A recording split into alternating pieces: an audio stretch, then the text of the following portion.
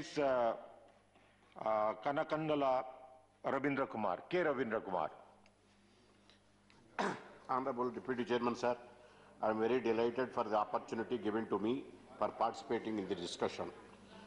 Sir, this budget does not provide any hope to 5 crore people of the state of Andhra Pradesh. No allocations in the budget in order to implement the provisions of the AP Reorganization Act 2014. Till now, territorial jurisdiction of Visakhapatnam Railway Zone has not been specified. No funds have been allocated. No fiscal deficit relief. The centre needs to generously support the AP, which was suffered with the bifurcation of the state. The proposal of the central government to privatize the Vizag steel plant to an uproar in the state of AP. The Visakhapatnam steel plant, now worth about 2 lakh crores. It was the steel plant bagged National Emergency Leader Award for winning the Excellency Emergency Efficient Unit, awarded consequently for 3 years till 2020. It is going to employment generated 1 lakh. The interesting development is that POCSO has evinced interest to set up a steel plant in Visakhapatnam in RINL lands. A joint team of RINL and POCSO visited the RINL Visakhapatnam and participated in a meeting with their representatives. Subsequently, the team also officials visited 9/7/2019, 2020 in connection with the setting up the plant.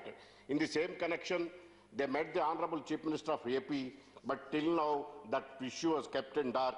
The same was, I don't know whether the people of Andhra Pradesh were not intimated about this for the reasons best known to them.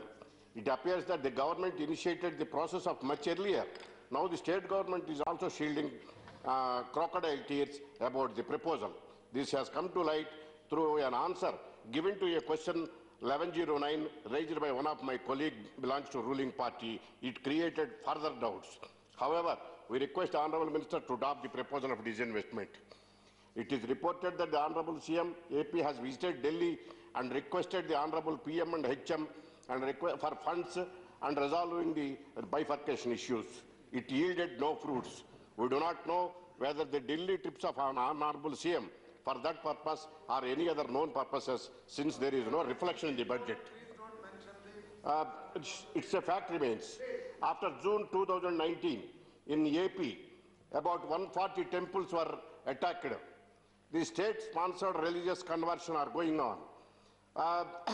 YSRCP honourable member in this speech earlier referred our party TDP made allegations against us.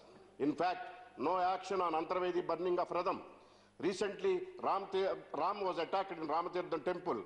Instead of taking action against the culprits, the state government registered false cases against opposition leaders, against the TDP leaders, and made a statement, BJP also involved in it. There is no proper investigation since the state itself encouraging this type of attacks. However, we demand CBI probe into these attacks. There is a total lawlessness in the state. Political victimization is going on. The government machinery and the police has been misusing and abusing the power by the present state government. The present government AP came to power by campaigning, made a request to the people of Andhra Pradesh to give 25 MPs that he will get special status. Though they have given 22 seats, nothing has happened so far for the reasons known to the public. But the state of AP is not ever turning a single stone for the upliftment of the state. All the canons of democracy are floated. Even the print and electronic media is not spared. Media also became victim in the state of AP. Construction of Amravati, which is the capital of a newborn state, nothing was allocated to that fund. No funds were allocated. During the Honourable Prime Minister laid the foundation stone and granted 1,500 crores, and already 10,000 crores are already invested. Now the construction abruptly stopped by the present government. Since their assembly is there, secretariat is there, high court is there, the respective institutions have been functioning since last several years. But present AP government decided to take 3 capitals, contrary to the provisions of the AP Reorganization Act. The Honourable Chief Minister the present Chief Minister made a statement in the office assembly earlier that he will support the Amaravati, and contrary to he has taken a decision, and the farmers of Amaravati has been agitating for the last 22 days. It is the decision of the present government is contrary to the provisions of the AP Reorganization Act. Polavaram project expenditure also estimated 55,548 crores. No funds have been allocated.